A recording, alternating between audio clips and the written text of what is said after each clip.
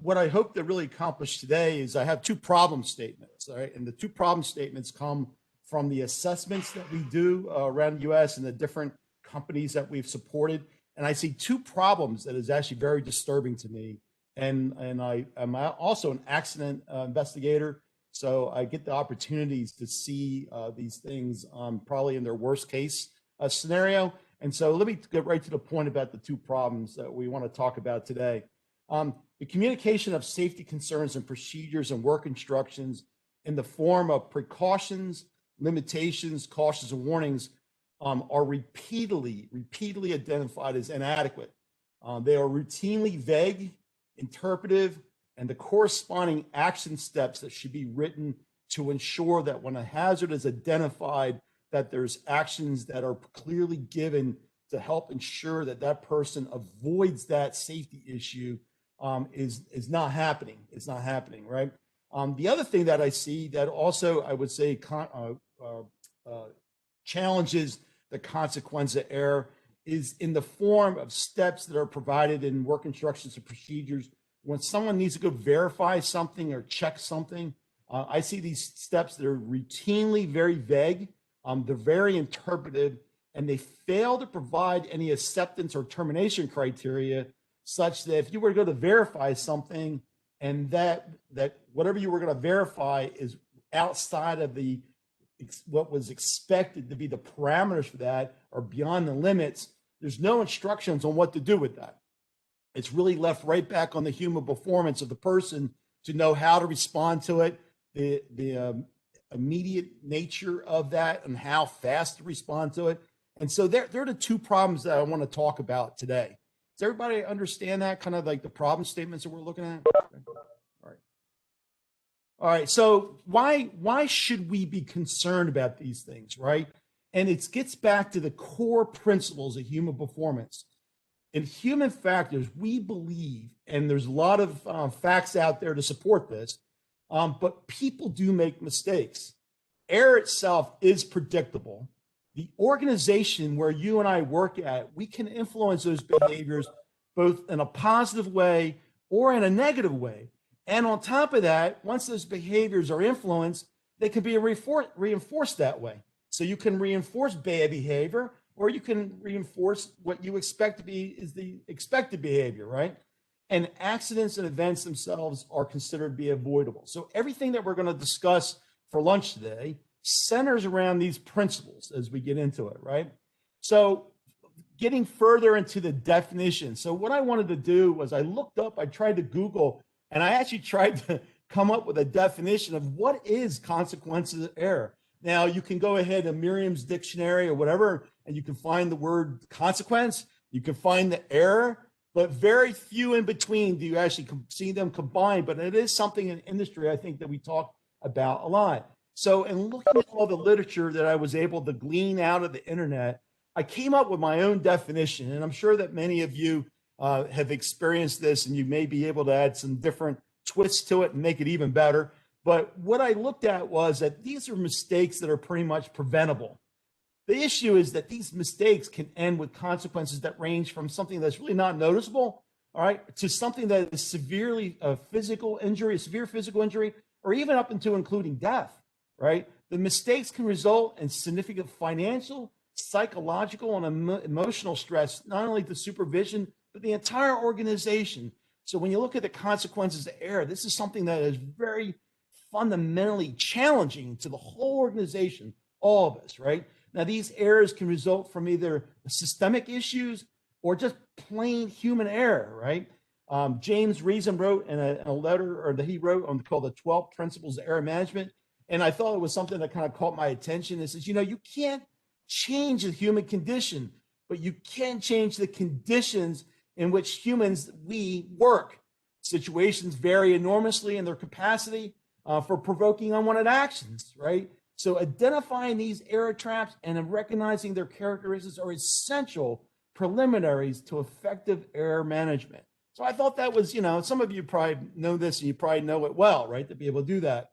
So some of you may have seen this, and I kind of thought as I was developing this little presentation today, and there's a lot of people that want to fight back and forth about the value of the Swiss cheese model. But when I was thinking about the consequences of error, this is the one that really kind of stuck out in my head. So when you think about it, the Swiss cheese model of accident causation really illustrates that although many layers of defense can lie between the hazards and the accidents, there are flaws in each of these layers that if a line can allow the accident to occur. So you can see sometimes the arrow hits a piece of cheese and it stops dead, right? Sometimes we have barriers, and what happens is the supervisor is the barrier.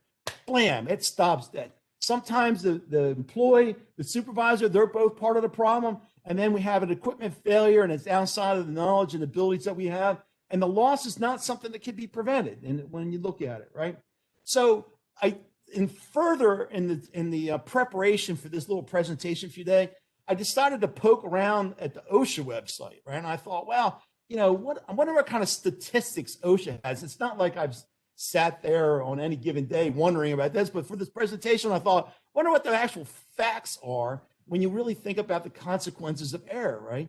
And so you look at it from 2015 to 2020, there's been over 15,000 reported amputations US-wide, right? 15,000. Over 46,000 hospitalizations and over 4,300 fatalities. So obviously the consequences of error can be pretty profound when you think about it, right? So as stated previously, looking at those statistics, you can say, hey, you know what? Obviously people do make mistakes, right? To some extent, you can say error is predictable. The accident should be avoidable. The organization should be able to influence the behavior. And sometimes these behaviors, it can be reinforced both in the good and bad as you go look at it, right? So now taking that step and stepping back, and if you've attended my sessions here at lunch previously, you're going to say that, man, Steve, you're just beating this thing to death, right? But I cannot get past this human performance concept, right? And when you look at it, these things were all considered to be the human performance modes for us performing work. When any of us or our staff or anybody, any employees that you may have, whenever work is being performed, there's 3 performance modes that we all kind of work through. Just from one step to the next, you can go from one mode to the other. When we write work instructions or procedures, we try to develop tools at a quality level that will result in the performance of rule-based or skill-based performance, right? And if you look at that, if we're able to write a procedure or work instruction at a level that has that quality level to it, we basically can minimize the risk to between 1 in 100 to 1 in a 10,000 chance that someone's going to make a mistake, right? Although when you and I work in knowledge base, and I'll explain which of all 3 of these are in just a second. When we work in knowledge base, this is where we're using our own knowledge to either supplement the procedure or flat out, we're just using our own knowledge to perform a task. We fit in an error rate of 1 in 2 to 1 in 10, right? Obviously, when you go back and look at these amputations and hospitalizations, that somebody was in that 1 in 2 to 1 in 10 box, and it wasn't a good day for them at all, right? So now when you go back at this, what does this mean? When I tell someone it's skill-based, I would think of myself, I got like 39 years of being an operator, working in industrial areas from the Navy all the way through to my nuclear career, and now this business for the last 13 years, right? I would say that Steve McCord is extremely skilled just from my experience to be able to do that. As many of the faces that I see on the screen, I keep looking at my left here, that I see that I know from my years of working with you guys, that you're extremely skilled. But to really meet that definition, you got to meet a couple of conditions. First off, you have to be qualified at the job you're performing, right?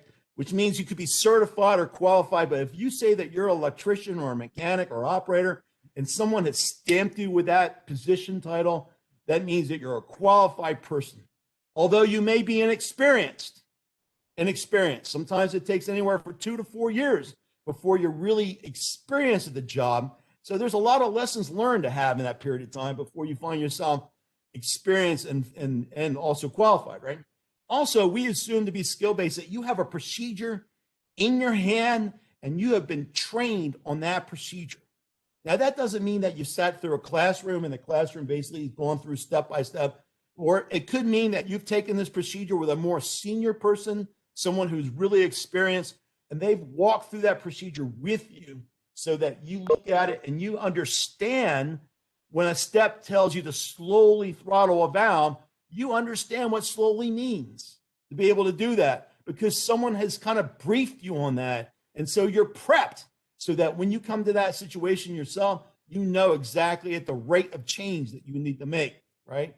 Now, if you step back from that and say, okay, well, now I am rule-based. Rule-based means that you're qualified and you have a procedure. And just by the fact that you're qualified, someone assumes that, you know what, Bob Cordier, you should know and understand what it is you're to do because you're qualified, and because you're qualified, I expect you to pick this thing up and read it, right? But if you look at that, the error rate drops to 1 in 100 to 1 in 1,000. Still pretty darn good. Still pretty darn good. You may not perform that job 30 times your entire career, and you got a lot of margin left over, you know, to be able to do that. But now you move into knowledge base. Knowledge base says, hey, look, you're a qualified person. You're performing a task, but you may not have a procedure. Or you have a procedure, and the procedure basically says vague interpretive things like slowly open a valve. If required, do this. As applicable, do this. And you can have the knowledge to supplement what you're reading so you know how to go do what it's telling you to go do. If you have that situation, you have an error potential of 1 in 2 to 1 in 10 to be able to do that, right? Now, taking that when we're basically working with procedures, what we would want our staff to be in is to develop a procedure at such a quality level that they're always in that skill-based and rule-based mode, right? Workers should never be in knowledge-based performance. Now, we know it's going to happen, but notice this is should be never, right? Should never in there to be able to do that. You're not going to eliminate it, but what we need to be able to do is manage it. We need to be able to manage that knowledge-based performance. I normally ask the question to a lot of the training classes that I give, and I have one next week that I'll be giving, and you look at it and say, why do we have procedures? Why even waste our time developing? I mean, some places I go to, you could tell, they don't use them. They're sitting on the shelf. They wait until they have the first fatality, and then I show up, and then all of a sudden, you know, they got the rigor there say, hey, we got to use these procedures, right? Well, that's too late at that point to be able to do it, right? So when we say that we want to manage this, why do we have procedures? And the answer I normally get is because, hey, we want to have higher levels of safety and quality and production and consistency. And, you know, we want to have that safety aspect, right?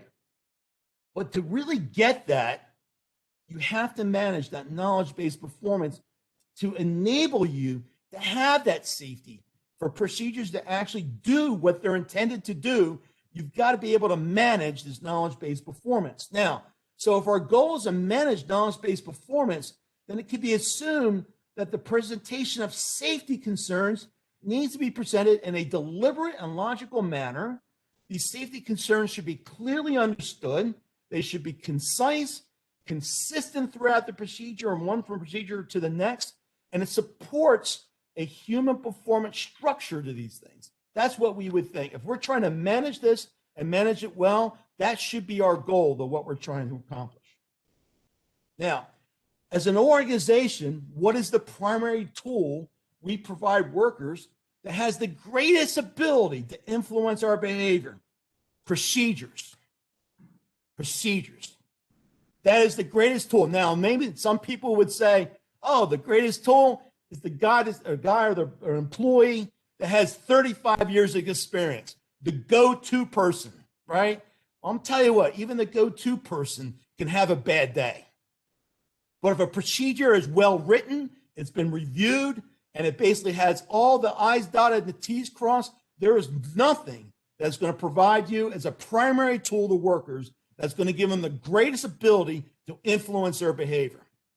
Also, bad procedures will do exactly the same thing. When a person looks at a procedure and they think that they know more than what this procedure has basically got to offer, you're basically creating a problem that you don't want. Any questions so far? So many companies that Procedure Solutions, our company, has supported since starting business in 2008, have been found to not have quality expectations or requirements with regards to communicating safety hazards and procedures. If or when this information is provided, then the presentation results in the guidance either not being followed or not being followed consistently. And you think, well, wait a minute, Steve, how can that happen? We're talking about safety here. You know, I've seen some crappy procedures, right? I've witnessed them, I've used them. But when you're talking about safety, are you trying to tell me that some places don't have quality expectations? I'm telling you that some people have quality expectations and they still don't follow them. So before sharing examples of identified human performance challenges, let me provide you the industry guidance that exists that's been developed to ensure consistent presentation of safety information, normally called, there you go, precautions and limitations, cautions and warnings. These are the three primary areas that is the safety significant part of a procedure that's going to communicate safety expectations and keeping you alive at the end of the day to be able to do it, right? So when you look at precautions and limitations, here are some of the rules that exist from a standard that was created, and I'll talk about it here in a few minutes, at the Nuclear Energy Institute almost 17 years ago, and is now currently owned by the Procedure Professional Association, which I'll talk about here in a few minutes. I got a slide on it, right? If you look at precautions and limitations, I could travel all over the place and I see it called all kinds of different things. Sometimes this is the safety and environment section, right? Maybe it's just called the safety area, right? There's all kinds of things, but basically this is the primary safety section. So after you get done the purpose and scope, that's usually the very next section you come into in a procedure is called the precaution limitations.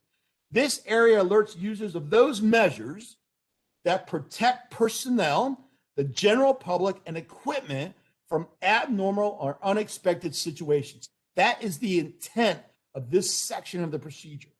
Now, personnel and equipment safety issues that apply continuously through the entire procedure. So anything that's written in this area should tell the performer that this is a safety issue that you need to have in the back of your head continuously. You're listening for an abnormal noise. You're looking for an abnormal pressure on a gauge. You're looking for something that doesn't smell right. I mean, whatever your senses that you have, right? But something tells you it's just not right. And then all of a sudden you flash back to that precaution area that said, hey, look, the entire time from the moment I picked this procedure up, I sit it down. This is stuff that you need to be constantly in your head thinking about, because at any moment in time, blam, it could pick up and grab you, right? Now, it's information such that if it was removed from the procedure, it will not impact performance. That means that in this area, you cannot have actionable stuff. It is only information that warns you of a hazard, right? That is a very key point, right? Very key point. The problem is, and why do I say this? Why do I care, right? The issue is that the information in this area is not consistently read. People have a habit of jumping right from the opening up the table of contents and they go right to step one. So now if you write something in here about a safety hazard and how to mitigate that safety hazard, there's a good chance that someone didn't read it. And it's not a behavioral issue. It's not like someone comes in, as AJ Starling I've seen up there, right? AJ comes in on a Monday and says, you know what? Today is no precaution and limitation Monday. Mondays, I just don't read this stuff. You know what? They can't make me do it. I'm not doing it. Now, people don't have that attitude, at least not normally if they're continue to be hired. You know what I mean? So the issue is that we want to make sure that we have, and we just provide them the hazards, because in the instructions is where we tell people that if you see this thing, go to this step, and here's the steps that you perform to mitigate that problem, right? To be able to do that. Now, they're written, unlike this discussion, meant to be very short and concise. Not a page of stuff, not multiple pages of stuff. No one is going to read all that stuff, right? 7 to 10 seconds of information is the general rule of thumb.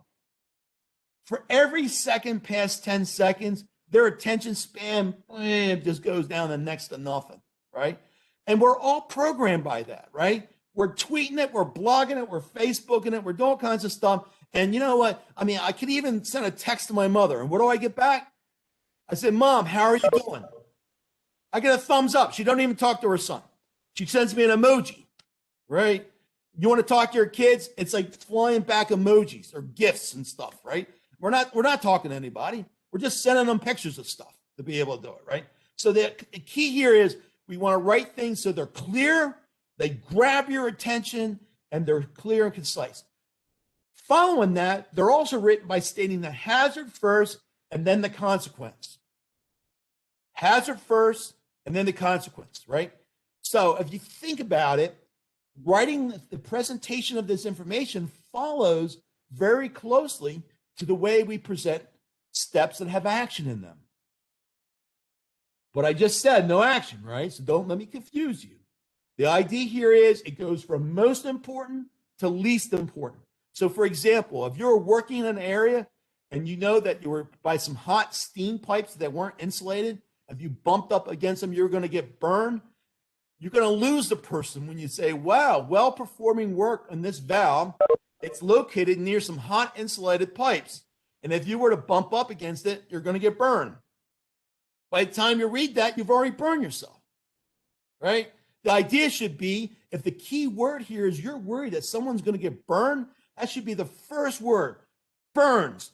Burns may result from what? Coming in contact with a hot uninsulated pipe while performing work on this thing. I mean, you may not even need while performing work on this thing because the whole procedure is about working on that thing. Do I need to say that?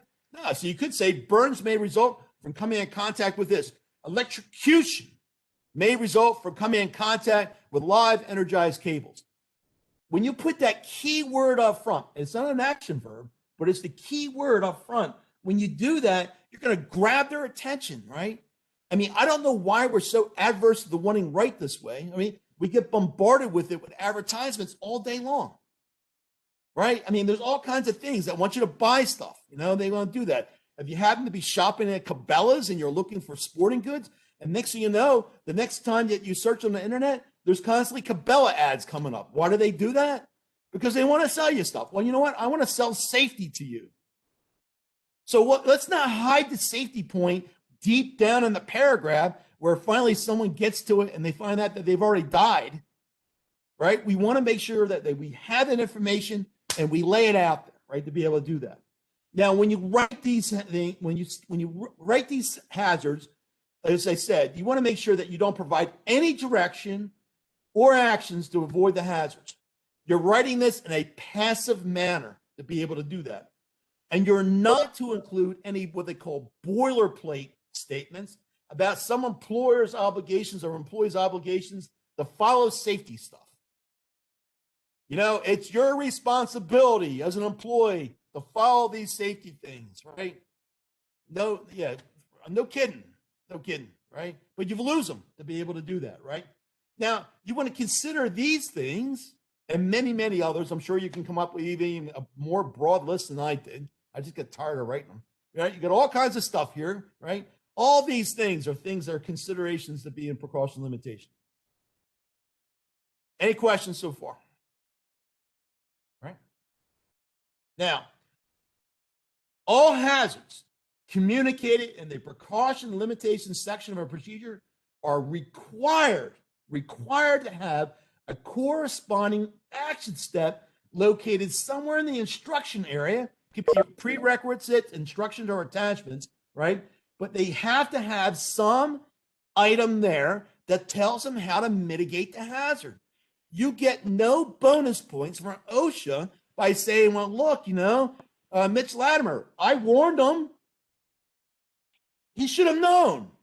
No, you don't get any points for that, right? You got to basically, it's like giving someone personal protective equipment, but no training on how to use it, right? I'm going to give you a hard hat, but I'm not going to tell you how to wear it, right? I'm going to give you, fall protection. Oh, but you figure it out. And when you put it on, good luck. It's the same thing. So when you have a hazard, I should be able to find somewhere in the procedure that tells you, how do I now prevent myself from doing that? Right? Now, you don't have to write a safety big procedure. I'm not trying to say that you have to have this big, maybe you branch to another document. Maybe that document has all the instructions in it to be able to do it, right? But I mean, you got to use some common sense with it. But again, you want to keep it clear and concise, right? But safety precautions and limitations are absolutely no good if there's no instructions that tell you how to mitigate that stuff. All right? Now, hazards identified that do not have a corresponding action step on how to mitigate the safety issue leads the procedure performer in knowledge-based performance mode, which means it has an error rate. I mean, this is staggering. You're talking about a safety error rate of a chance of literally a flip of a coin to 1 in 10. Now, I didn't dream these numbers up. You can Google it.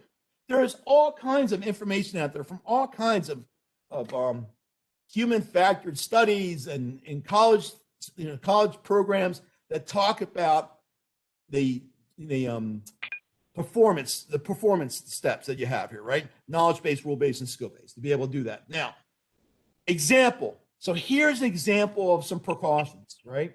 This was taken from an area that had to do where they were running boilers, right? And so notice in there, if you look at the first words of these statements, fires, personal injury, burns, overheating, uneven cooling, a compressor blade rub, personal injury. You see how if the person read nothing more than the first couple words in this sentence, they're like, wait a minute now, fires? The hell are you talking about fires? What do you mean fires, right? Fires from what? Oh, from result from a fuel gas and failure to immediately report and repair suspected leaks. All right, I got that, right? Personal injury can result from what? Failure to exercise caution when working around combustion turbine. And so, even these things could even have more detail to them. But what happens is there are precautions, and I should have steps in the instructions that tell me how to make sure that this isn't going to happen. Everybody get that?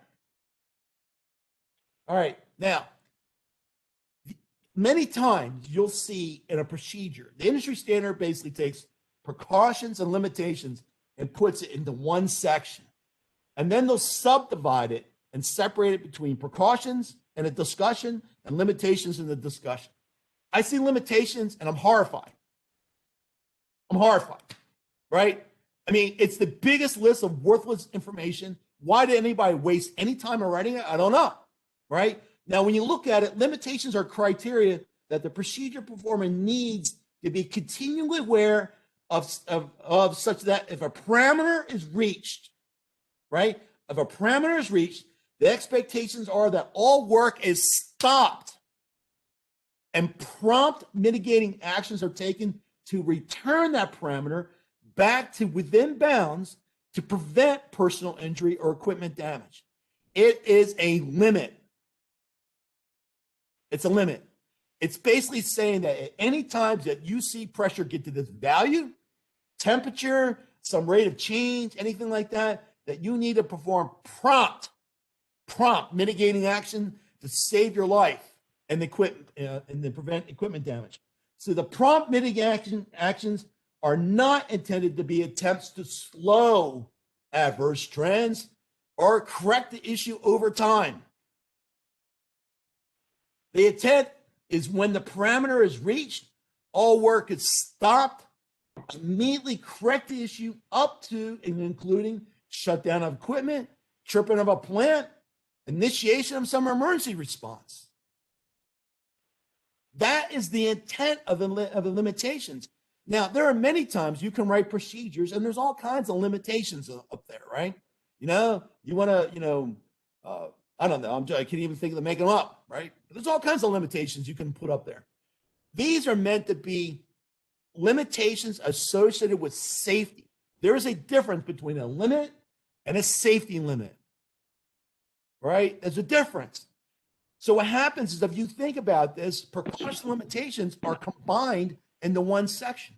Why is that? Because it happens to do with safety. So it's just not some limit that has nothing to do with safety. If you add all that stuff in with the safety stuff, you dilute the selection and no one reads any of it.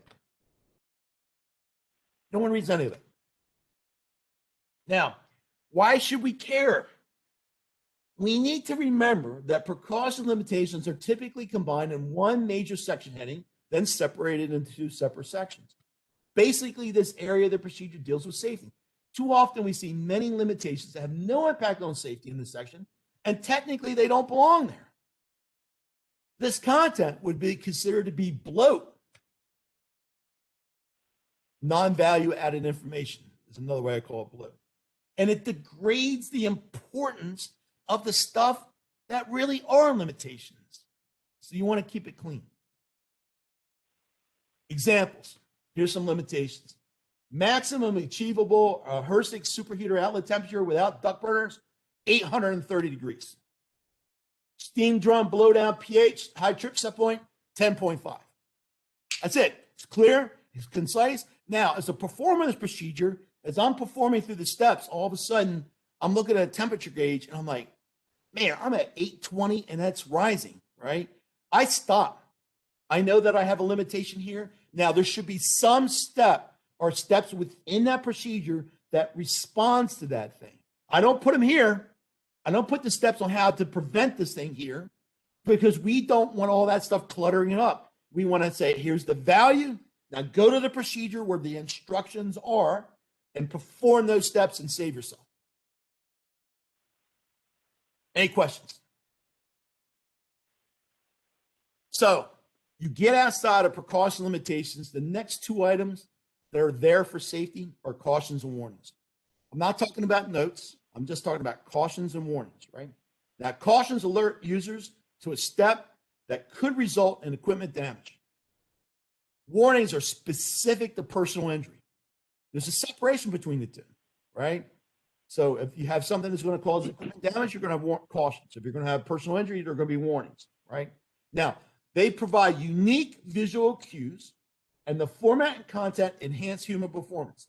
Just like precaution limitations, they're written as short, concise statements, typically 7 to 10 seconds of information, written by stating the hazard or consequence first, most important to least important, it's written just like the precaution limitations.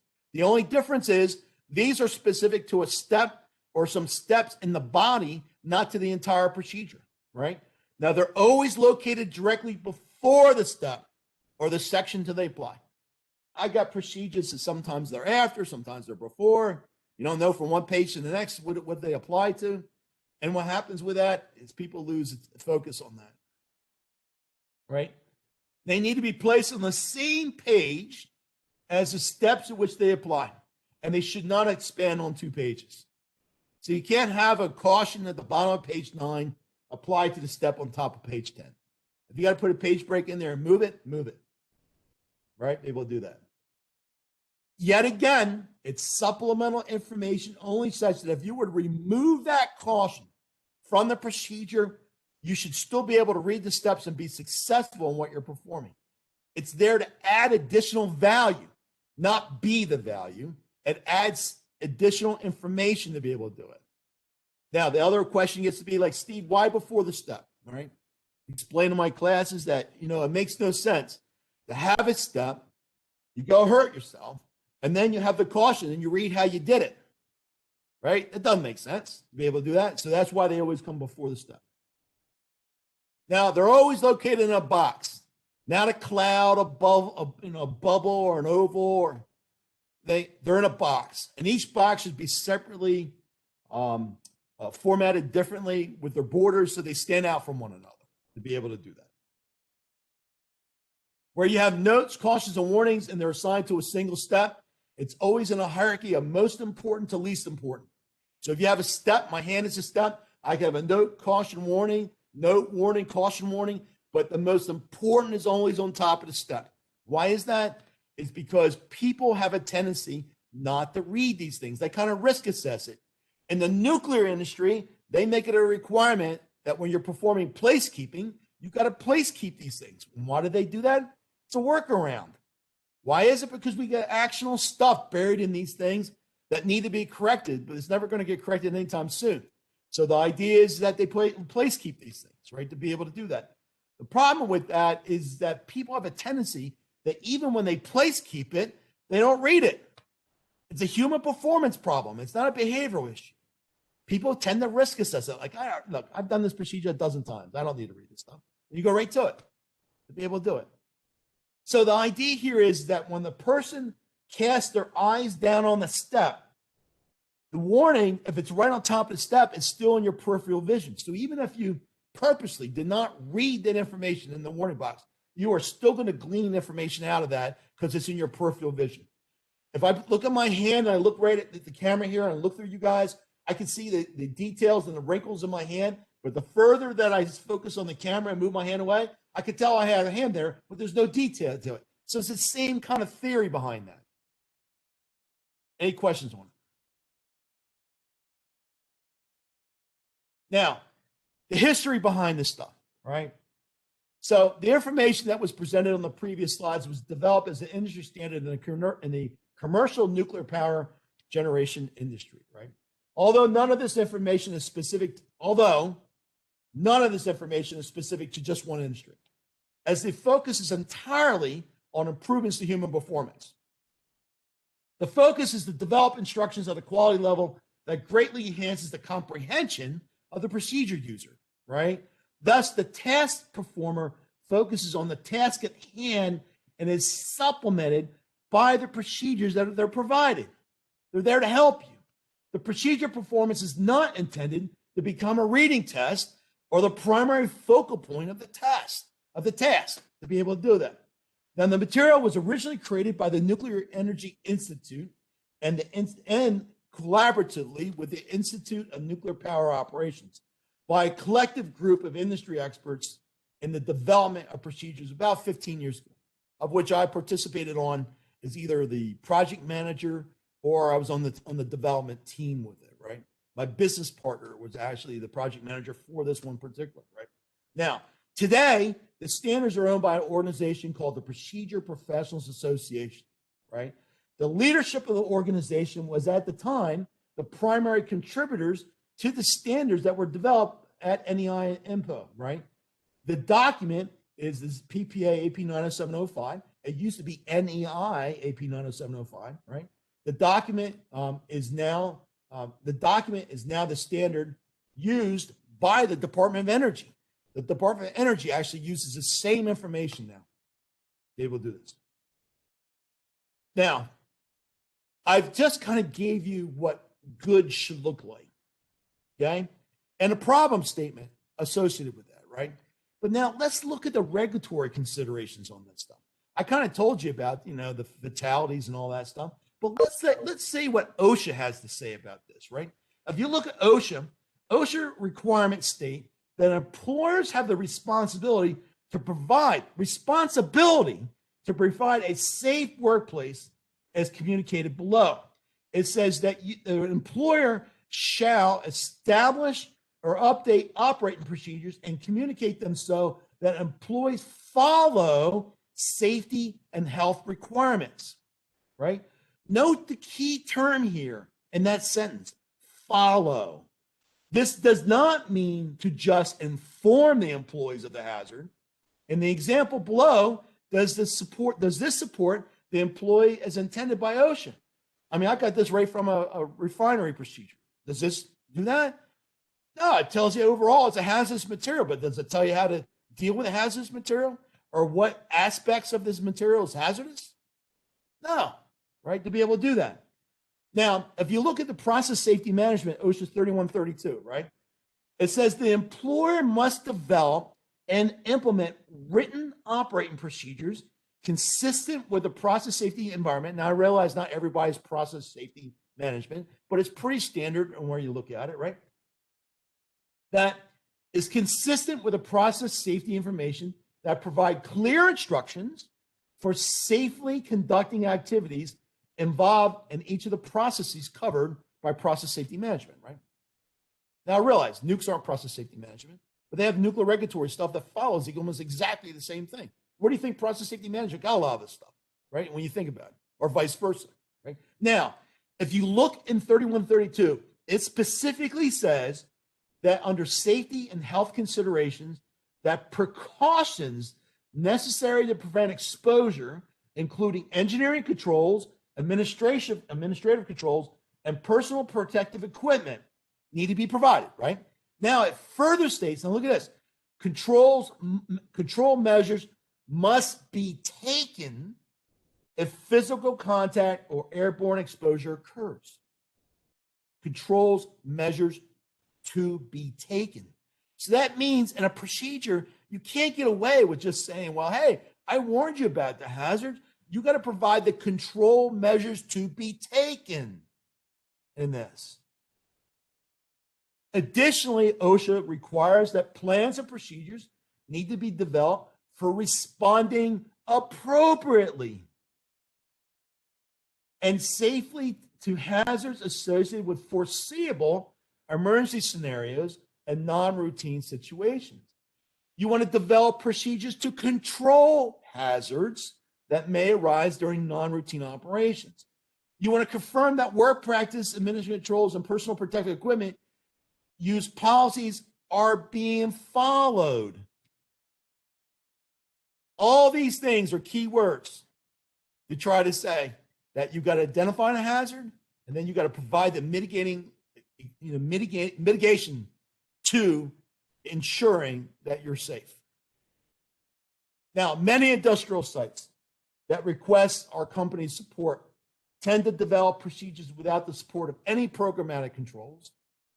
I mean, I go to places and there's no programmatic controls to ensure consistent quality standards, with the exception of using their management change process to review changes for technical errors or technical changes. As a result, there's no specific procedure content and format tools provided to support the staff in the development of newer revised procedures. Thus, previously approved procedures become the standard to model future procedures from. So they look for something that was approved a year or two ago and sitting on the shelf and make it look like that. Unfortunately, this has a tendency to create errors carried forward. So the following are random examples from numerous industrial facilities that I found. I mean, I literally have an encyclopedia full of these things. I just randomly picked some, right? That were found in approved procedures where the consequences of error could result in significant personal injury, equipment damage, or even the loss of life, right? Think of this. I mean, this was written in a procedure. Some areas that could be accessed during this job may be considered confined space. As such, when you walk in the area, you kind of go, oh, and there's no air, you may want to look for the procedure to see what you can find to tell you what to do. Right? And then I'm not going to read through all this stuff, right? But, warning, notice in here, notice the rules. There's supposed to be no actions in here, right? Do not attempt to open. It's an action, right? Until the pipe or vessel has been relieved of all internal pressure. Opening under pressure may result in injury to persons and damage to equipment, right? So this thing it's got the most important at the very end, and it has an action in it that shouldn't be there, right? Warning, chloroform, phenol, potassium, I can't even pronounce that word, or hazardous chemicals, and should be handled with extreme caution. Read all the labels and observe all the MSDS sheet precautions when handling these chemicals. It's important that all the work is performed with the use of safety glasses, latex gloves. It's also important that all the work is performed on a vent hood. Man, they put that at the very end of the sentence that no one read. You follow me? Caution. Pressure applied will rise when shutting the drain valve and must be compensated for with the test pump. Doesn't tell you how to do it. Just tells you they need to do it. So what happens is that there should be some caution about equipment damage. Equipment damage may result from rising pressure, from the closing of this valve. Then some steps in the body of the procedure should tell you how to basically compensate for that pressure rise when you go to do it, right? Excuse me. Verify that equipment has been properly isolated prior to performing work. Any equipment in particular? Right? Again, here's a caution. This is actually from a nuclear procedure, right? Hey, this tank may contain boric acid. Use proper precautions while performing work in and around the tank. Does that tell you what the precautions are? Doesn't say to be able to do that. Hazards and precautions. These accumulators and dampeners operate in various surfaces and will require a full review of the SDS for a particular system. Appropriate mitigating actions must be in place to address the hazards. You want to clue me in on what they are? Oh, safety precautions. Personal protective equipment is required. Anything in particular? Safety precautions. Personal protective equipment, hard hat, fire-resistant clothing, long sleeves, safety glasses, gloves, air protection, and approved foot protection, and a 4 gas meter. I mean, these are the normal things that should be any part of any given day when you go to work, right? So what's unique to this procedure, right? Is there any safety issues particular to this? These are really prerequisites that should be, here's a list of the PPE you need prior to performing work. What this safety precaution should tell you is if you don't wear this stuff, what's going to happen? Burns may result from, that's what this should be here. That's the safety precaution. These are prerequisites. These are tools you need to get before you do the work. Let's see. Same thing here, right? Operators and contractors, I'm glad they're thinking of the contractors too. That's nice, right? Must wear the appropriate PPE, right? And then they kind of list it. Oh, by the way, you know, you got hydrogen sulfide problems, so you may need a monitor for that. You may need face shield, goggles, respiratory prevention may be required during interaction with chemicals. Everybody kind of seeing the thing here with this. Everybody kind of get this, right? Oh, by the way, safety precautions. Hey, you're going to be exposure to these things. Doesn't tell you what to do about it. It just says that you're going to be exposed to it, right? Risk assessment mitigation forms completed and reviewed during tailboard. Weather conditions are suitable to perform work. Oh, by the way, lightning or high winds are not suitable. Anybody know what the high winds are? Like what's a high wind? Is lightning within, this is on a wind, this is actually from a wind turbine procedure, right? So is it lightning within 10 miles, 15 miles, 25 miles, right? If any of these conditions exist that may affect safety, don't proceed. Take the appropriate action to normalize the situation. So again, what happens is, as you can see, safety of these things all shift to the employee to try to figure it out. That's not meeting the OSHA requirements or common sense in a lot of ways, right? To be able to do that. You guys all see this, okay? Get this. And more. System fluid is contaminated. Make sure you catch the fluids, wipe them up, wipe the fittings, packing glands at the completion of the procedure. All that is in the precautions. You can't direct people to go do stuff. If this should be a step in the body that says clean all your stuff up when you're done. To be able to do that. At least one performer should have the ability, skill, training, or experience required for the general scope of work in which they're involved. Well, that's nice. One of you needs to know something. Right. Hey, Steve, this is James Newman. I had a question around the terminology regarding problem number 2 here. We talked about verification and check procedure, step types routinely identified as vague, interpretive, et cetera, et cetera. What about the words ensure and verify? Has the Procedure Association set up a standard for ensure means to make it so and verify means keep your hands in your pocket? As an INC tech, that's what I was taught, but What are your thoughts? Yes. So the AP 90705 document, which includes support from the Department of Energy, now clearly defines the word insure, just as you said, James. That basically, if you're going to insure something open, then it means that if you find it closed, you can have permission to open it. If it says check, verify, confirm that something's got to be open and it's not open, it's off stop. What was that document, please, one more time? It's actually here in the material. It's AP 90705. It's right here. And I think for a limited time, for a couple of months, you can actually download this document from their website. Oh, wow. It's right here. Let's see, where is it? I'm past it. Man, it's right here. You want to write this down? It's right.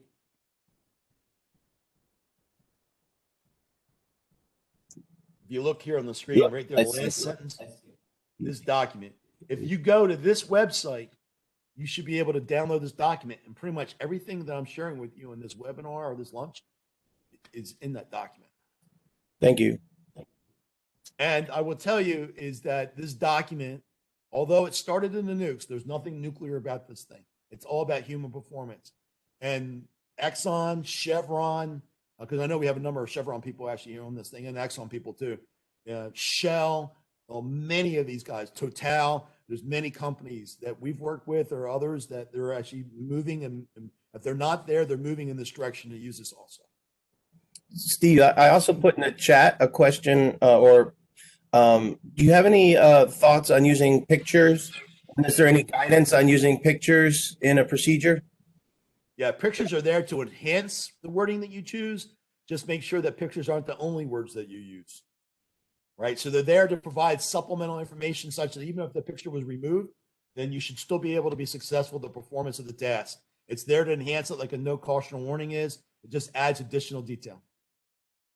So there's one other piece here, and we're almost done, folks. We're almost done. I call it, in the industry standard, it talks about you're looking for things that are called inadequate defense in depth. Okay. Now, in many cases, operations and maintenance staff are required to perform checks or verifications as part of the work they perform. Too often, these procedure steps do not provide the necessary actions to take if a check or verification is outside of acceptable limits, right? Failure to provide termination criteria or actions necessary to return the parameters to within an acceptable range places the staff back in knowledge-based performance, right? Conditional steps should be added as appropriate, right? In order to provide a sufficient level of detail necessary to restore parameters to their normal bands or provide prompt mitigating actions to prevent equipment failure or personal injury. So if you look at these examples, notice how in these examples they have check lube oil tubing for any damage. Check these shaft bushings for excessive wear, right? Inspect this drive gear for splines, right? Prior to work, verify that the clearance order boundaries are adequate, to be able to do that. Mechanical supervisor shall verify welding is not in a sensitive area. Notice this one, it does have a second sense to it. Normally, these would be separated though, but notice that this says if welding will be performed in a sensitive area, then do this. So it does have that, hey, if you have this problem, if not, you need to do this. If you go to the next one, verify trenching's complete, verify this coating, verify these chemistry things are within this band. But it doesn't tell you, all right, what if it's not? What do I do with it? Right?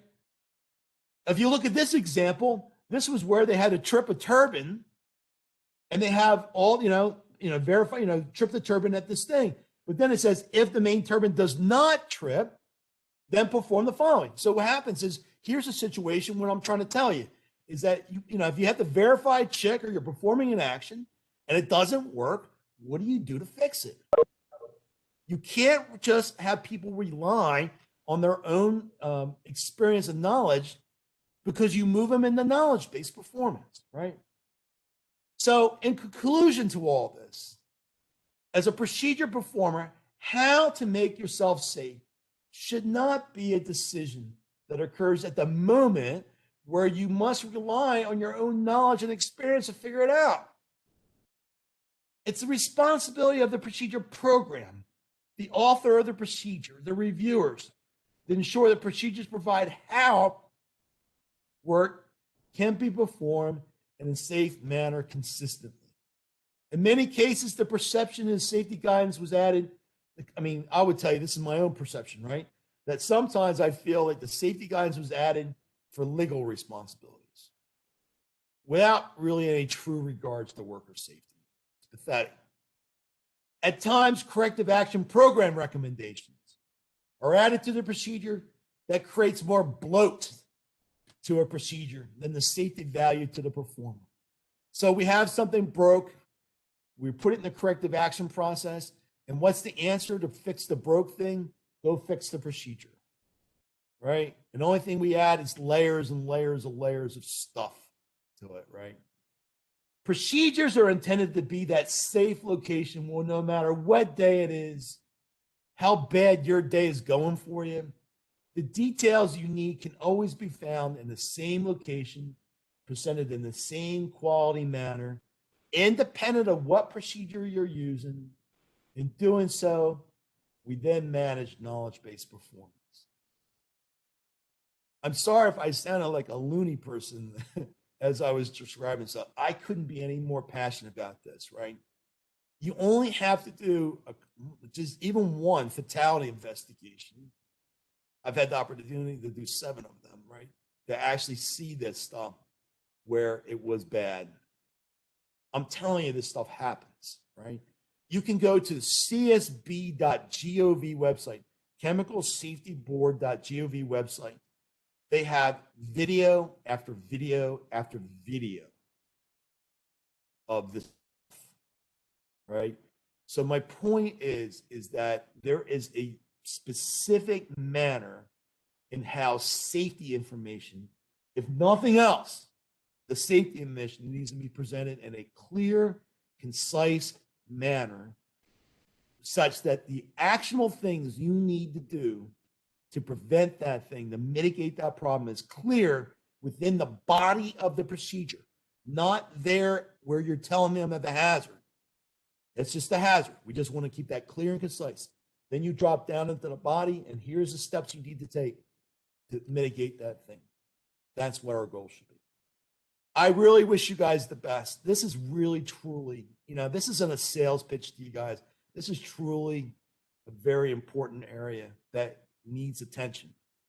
And I hope that you have the ability to get support for wherever you are, or if you happen to be the person that is in charge of this, that you take a word to the wise. I'm telling you, this can be a significant problem that is lurking there. And you think that you're providing procedures to your employees and you feel the world is good. It only takes one bad day. Our contact information is here on the last page. Feel free, drop me an email or wherever else. I love any feedback that you would have.